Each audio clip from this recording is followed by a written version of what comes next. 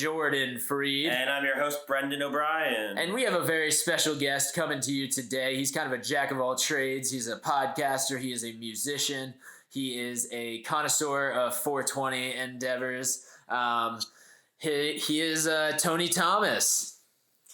Welcome, Tony. Coming at us from where? Where are you? Ocala, Florida. Cool. Born and raised there, or new? Well, I've been here about 10 years. Came down from Birmingham, Alabama. Okay, cool. And that's where you're from originally? Yes. What was it like growing up in Birmingham? It was not like what you would think. If you would think it would have been like racially tense and divisive, it wasn't like that at all. I wouldn't think that necessarily. Yeah. Right. It was 20 years before I was born, but that was dying off by the time I got to moving into life. I had a good childhood experience, growing up there was good. It's just my adult years, it got a little bit more difficult to raise a family there. In what regard? Something about shitting where you eat, Yeah. I don't know, man. So I had to go abroad, and so I started traveling, doing cell tower work, and moving all around the Southeast United States, the Midwest, and started. I was making pretty good money doing that, and I got the family out of Alabama finally. Moved down to Florida. What's the biggest difference between Alabama and Florida? Oh. In Alabama, you're either an Alabama or an Auburn fan. Okay. In Florida, you can be indifferent. Wow. Same with politics. Alabama is very politically driven and very conservative. Today, it's still very conservative. Yeah. How did that influence your own political philosophies or your relationship with politics? I didn't give a shit about politics until, I got into it pretty heavy around this last election. Yeah. And then after that, I was like, I'm out. I don't want any more of this. Yeah. Yeah. No, the amount of politics, it has a way of making you it's very easy to be polar one way or the other, where you get so burnt out by it, or you get so wrapped up in it because it's so either infuriating or exciting or whatever it is. It was exciting during the pandemic, the election. The election was pre-pandemic, right? No, it was during the pandemic. Yeah, 2020 election. Yeah. Okay. So we needed some excitement, and Trump dealt them out in spades, man. He kept us entertained, but he did some good stuff while he was in office too. I mean, I can't take that from him. America sure did run smooth while he was in there. He just pissed everybody off and couldn't keep his mouth shut. Yeah. I don't know, man. I don't like the way things are now. I don't know many people that do, but I don't. Yeah. I don't live it. Oh, go ahead. I say, what are generally some of your biggest pet peeves about people in general? Okay. I don't like people that don't, or I don't like it when people don't allow themselves to be empathic or available to the people that are close to them, that are in their world. I don't like it when people cut themselves off from other good people, potentially knowing good people, because of their preconceived notions and bigotry and hang on, man, I'm about to get on my soapbox here. I don't like false friends, narcissists. What else? I prefer being genuine. I prefer people to be their authentic self. I prefer for people to be striving to be the highest version of themselves, because that's what I'm trying to do. And that's what I'm trying to attract into my circle. So if you're not down with that, okay, that's fine, but we just don't have that much in common. Does that make sense? Yeah. Yeah, for sure. So let's switch gears a little bit. How did you come to be music associated? Well, you mean like you started playing an instrument at a young age? What'd you play? Yeah, guitar was where I started at about 6 years old, maybe 7 or 8. I got my first guitar about that age, and then I like I played off and on pretty much every instrument that most people can play. I mean, I don't play like winds, and I can't play a violin, but I'm really good on a synthesizer. That's what most of my music is produced through. Yeah. Who would you say is the greatest musician to have ever played an instrument? Oh God. You can name a couple. If you got a couple on the mind, but if you got one in particular that stands out. I don't know. I mean, I'm really highly influenced. My music's really highly influenced these days by Trent Reznor's work, Nine Inch Nails. Yeah. I'm very an enormous Tool fan. I love the Deftones. Band called Failure. I'm an enormous fan of Failure. As are we. We're all fans of Failure here. Yeah. Regardless of whether we know the band or not. Right. So do you have a current project that you are a part of? Well, yes, I'm always producing music. Nice. Is it just Tony Thomas, or what is the act known as? The Walking Dude. The Walking Dude. Nice. How did that name come about? My friend dubbed me the Walking Dude. That character is from Stephen King's The Stand. Okay. Randall Flagg was the character, but he was pretty much the devil, and they called him the Walking Dude. He was bad news. Yeah. Are you a Stephen King fan? Sure am. Yeah. What's your favorite book? Oh, I love The Shining. I read that at a young age, and I read Pet Sematary at a young age. The Stand is just a wonderful experience. It took about 3 months to get through, so that was like a summer of my life. It's a great read, and then those are probably the ones that I remember the most. Yeah. What is it about his books or his writing in general that really gets you? Well, he was one of the first authors to really go there. He'd take you there, and then he'd take you to some place that's just not fair that he took you there, because it's so grotesque. More grotesque than the movies would lead on. Psychological terror. He would it would make you question. But it had me questioning time and space for the first time in my life. That, because that was one of the first. I didn't read Isaac Asimov until I was in my 20s, or like iRobot. And I got into Philip K. Dick when I was about 20 or 19 or 20. And he wrote Blade Runner. I'm sorry. This is Sessions with Mary Jane, so we're. Oh yeah, it's all good.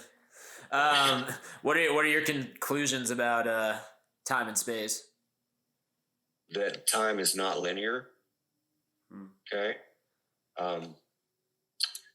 That we exist on multiple timelines. That we exist at different frequencies and vibrations. Nikola Tesla said that if we would think about the universe in terms of frequency, vibration, and one other thing I can't remember, then you would understand the universe. Yeah.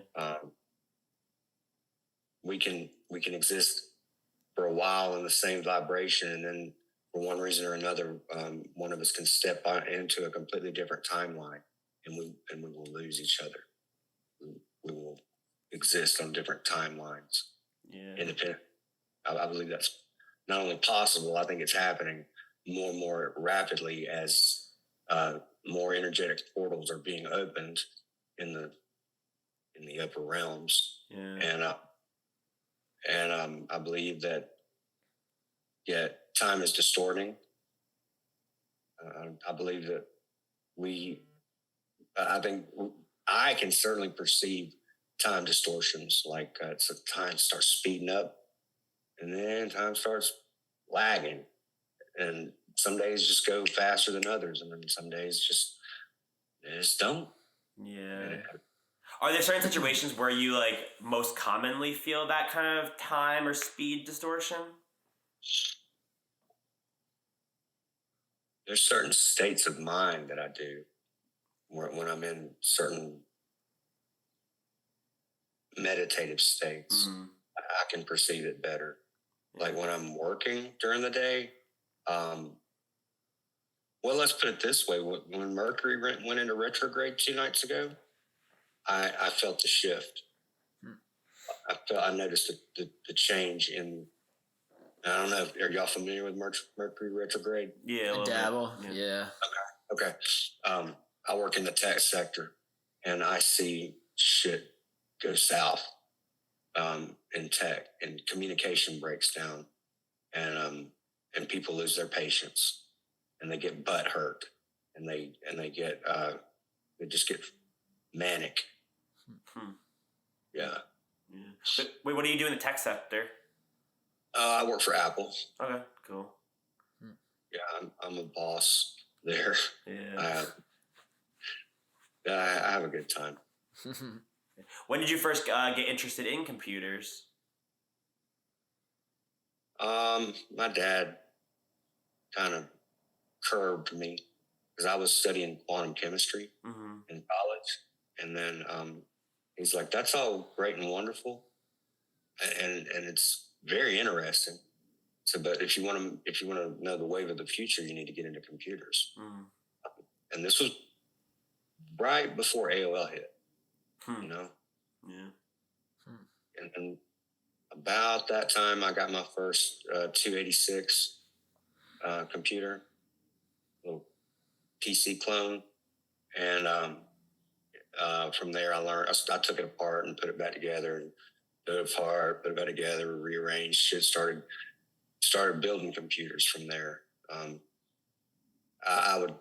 It would frustrate me because I would almost immediately see the limitations of the technology. I'm like, fuck, you know, this is only going to be this good for this amount of time, and then I'm going to have to spend more money and, you know, upgrade this, and this ain't going to be fast enough by this time next year. Yeah. Oh yeah. No, especially I guess more time goes on, like that gap of like of things improving, like the time of that gets like shorter and shorter to the point where like we've even talked about that with like film productions where you buy a camera and then like by the time a year or two has passed, it's, there's already like a bunch of much better cameras and equipment that has come out. Have you ever had to deal with that when it comes to, because you're also a podcast producer, podcast personality, so have you had to like deal with that in terms of the technology you're using for your podcasts? Yeah. I'm at the end of the life of what you see here. I got about 96 gigabytes left of storage space. Yeah. So that's not much. I'm doing as much cloud recording as possible. But I'm not going to start deleting my shit. I'm either going to get an external hard drive, or I'm going to get a Mac and be done with it. Yes. Because Macs will last a decade. Yeah, for sure. I enjoy Apple products. I hate it. I hate how much I love it. Yeah. I guess it is the only American exceptionalism, but it's made worldwide. You know? Yeah. Yeah. Wait. So you work for Apple, but you currently don't have an Apple computer?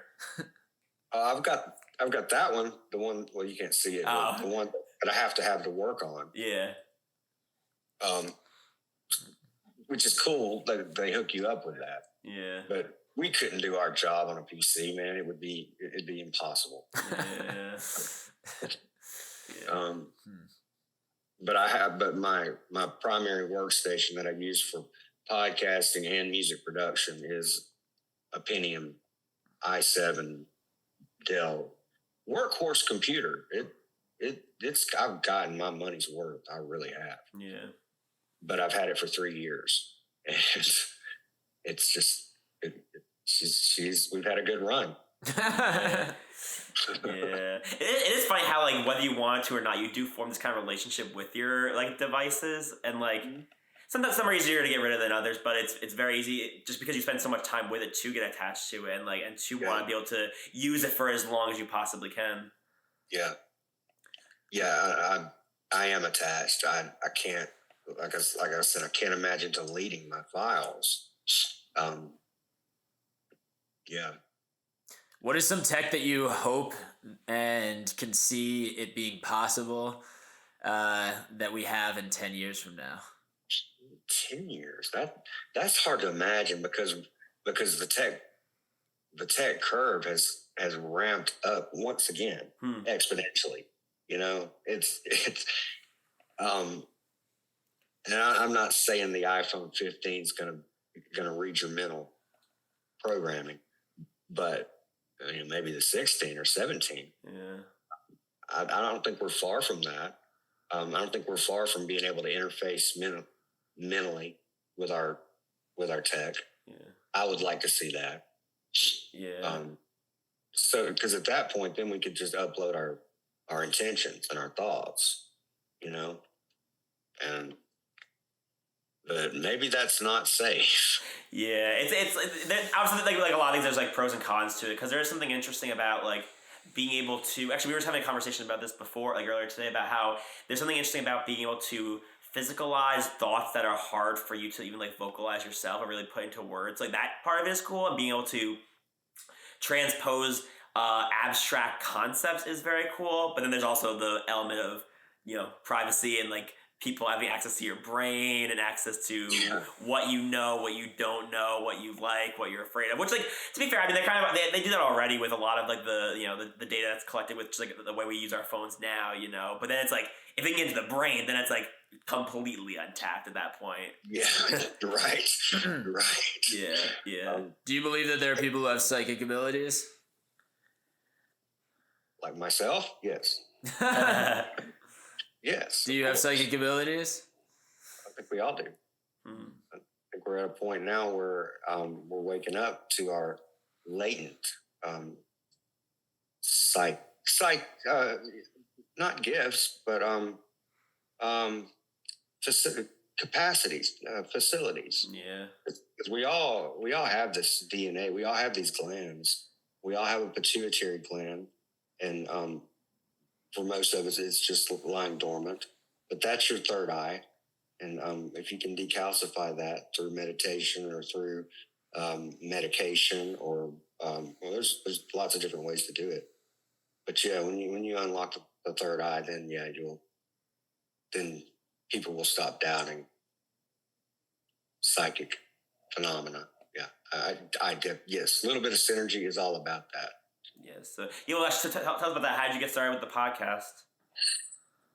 It started as an idea that my buddy Sam suggested to me. He's like, I think I'd like to do a podcast 3 years ago. I was like, okay, how would I do that? He said, there's different apps that you can use to make it real easy. Anchor, you mentioned that. So I looked it up. Boom. I had a podcast that weekend. I was like, hey buddy, let's try this. So we did. And we fucking loved it. And so we realized that we were just flowing with each other and talking. but we'd been having the same conversation for 30 years at that point. We're besties. We've always known each other. We grew up together. Now we've watched each other's kids grow up, and now we're both grandparents.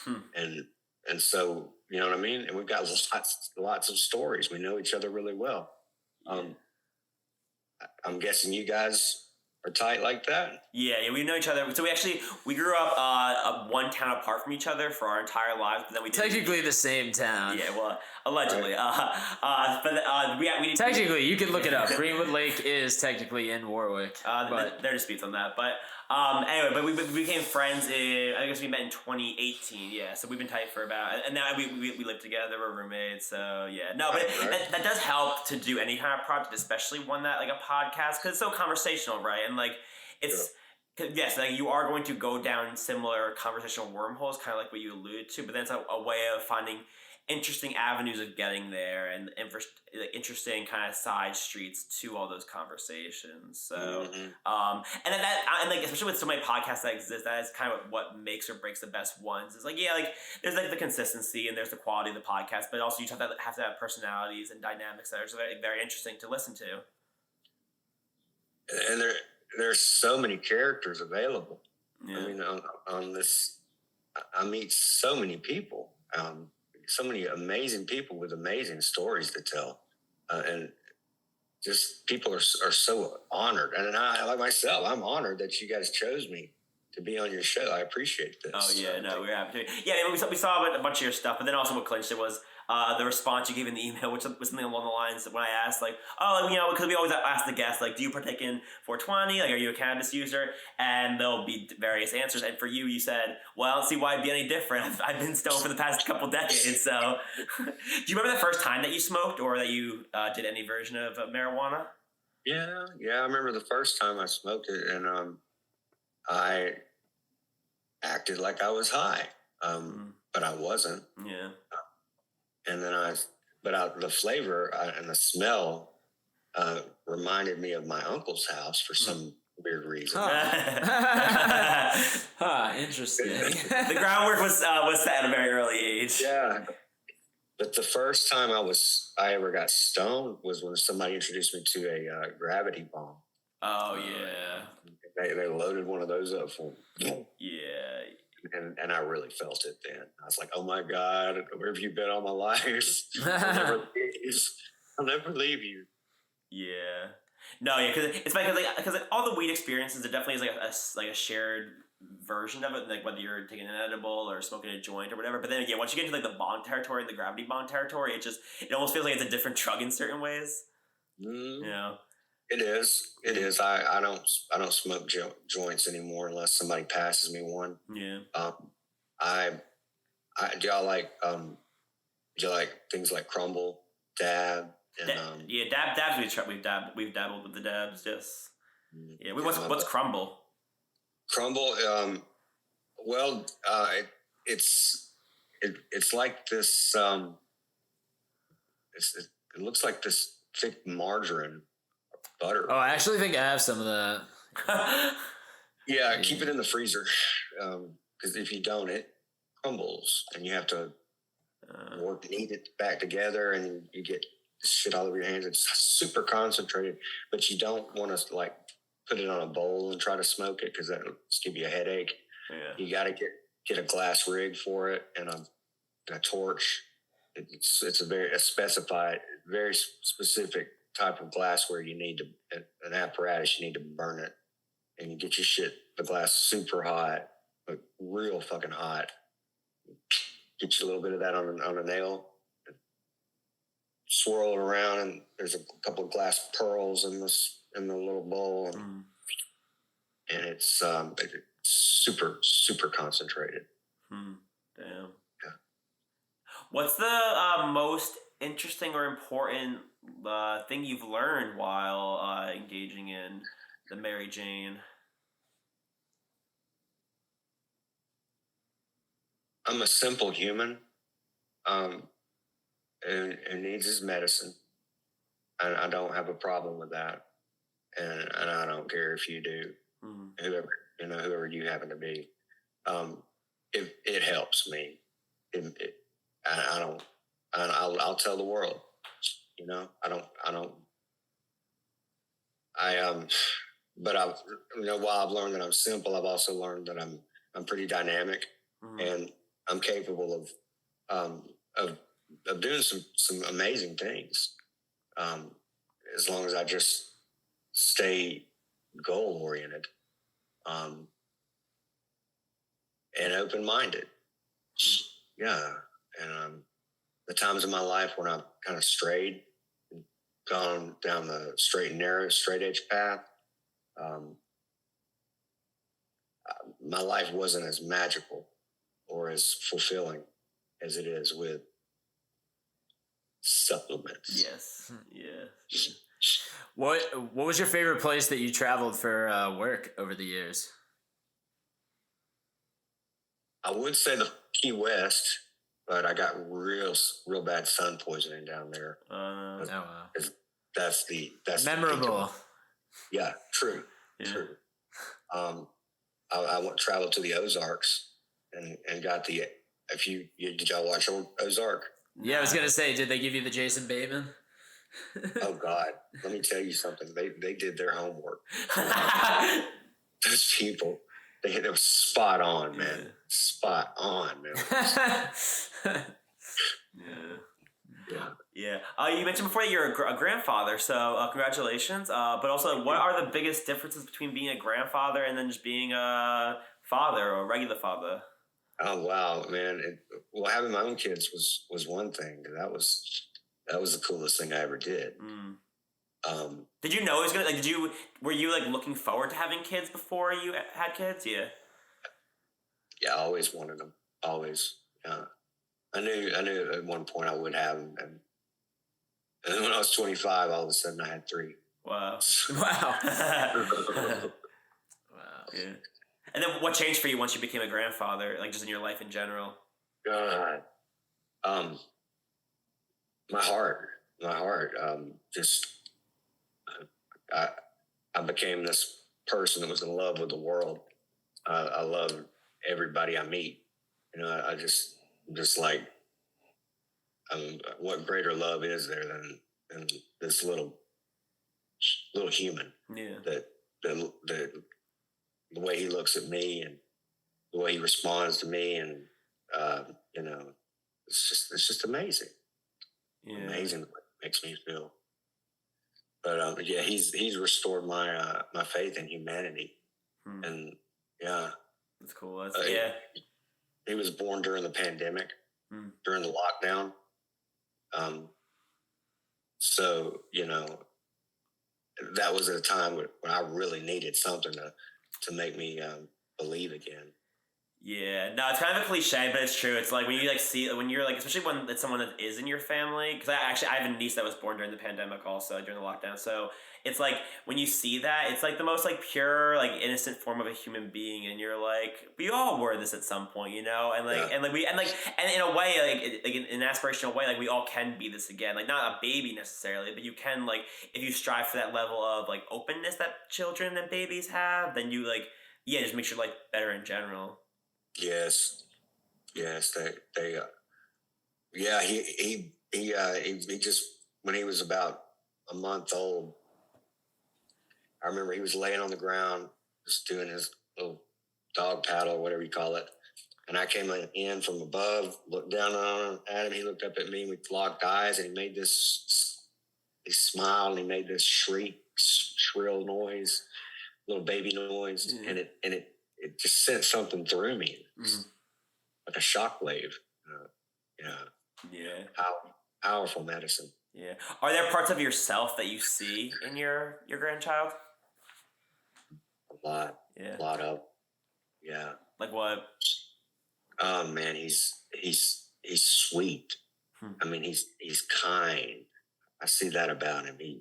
He's a nurturer, but he's also, and this is not as much me, but more his dad, where he doesn't get his feelings hurt near as easily as I would. He's got, but yeah, I do see that. I see he's musical. That's cool. He's very industrious. Yeah, he likes deconstructing things, but that his dad did too. He still does. Like taking things apart, figuring out how they work. That's cool. He got that from me too. Yeah, it's funny. Does that feel like it is a genetic thing, or it is just like a nature versus nurture? Like, what do you think it is?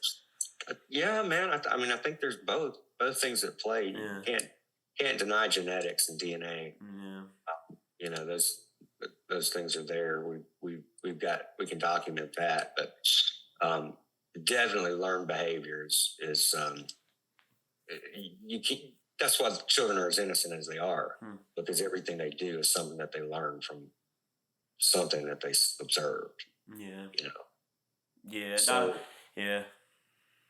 I think the nature is more of. I think that's more. Nurture is more of a determinant factor than nature is, I believe. Yeah. At least with children. Maybe not with mountain lions. Right. Well, yeah. I think going back to what you were talking about, kind of with like the calcification of the third eye, and like I feel like a lot of that does come down to like denying your instincts, and that's one thing that other animals are much better at than we are. Is like they not only are they listening to their instincts, but they like everything they do is from at least from our perspective, like seems like it comes from their instincts. And for us, I feel like as time goes on and we like are in these different social situations, we just get like more and more used to finding ways to block out our instincts and to like deny our instincts in a lot of ways. Yeah. We do, dude. We do deny our instincts, man. Yeah. But we can only do that for so long. Right. Eventually, man, we got to reckon with who we really are. Yeah. And that's what we call shadow work. When you got to go down, when you got to lock yourself away from everybody else and get right with who you are. Yeah. And deal with your demons. Yeah. Yeah. Do you enjoy doing shadow work on yourself? I do because it's healing, and because it's necessary. I think it's a very important spiritual practice, because I'm getting better. I'm becoming more loving. I'm becoming more light oriented, more heartful. My intentions, my thoughts are becoming more pure. I'm noticing that. The older I get, the more I wish well for people around me, the more I really genuinely love everybody I'm encountering. Not because of some selfish reason that I want them to return that, or because I'm needing that in return, but because I enjoy that, and I enjoy lighting other people's candles as well, and I enjoy fixing people's energy. That's what I do at work. I fix people's energy, literally and figuratively. Yes, you're right. Yeah. Do you feel like you ever have like a clash of like, because you feel like you're like pretty spiritual and also like pretty scientifically minded? So do you ever have like times where like the two of them kind of conflict on things in your life? That's what got me kicked out of the university. Oh, really? Yeah, the conflict. If I hadn't gotten into the martial arts when I was in college, then I might have made more of myself in those areas. But that I discovered the essence of Zen while I was studying chemistry, and it all made sense to me. And so I presented my theories to these professors, all the professors, and they were like, "Get the fuck out of here! Yeah. Come on."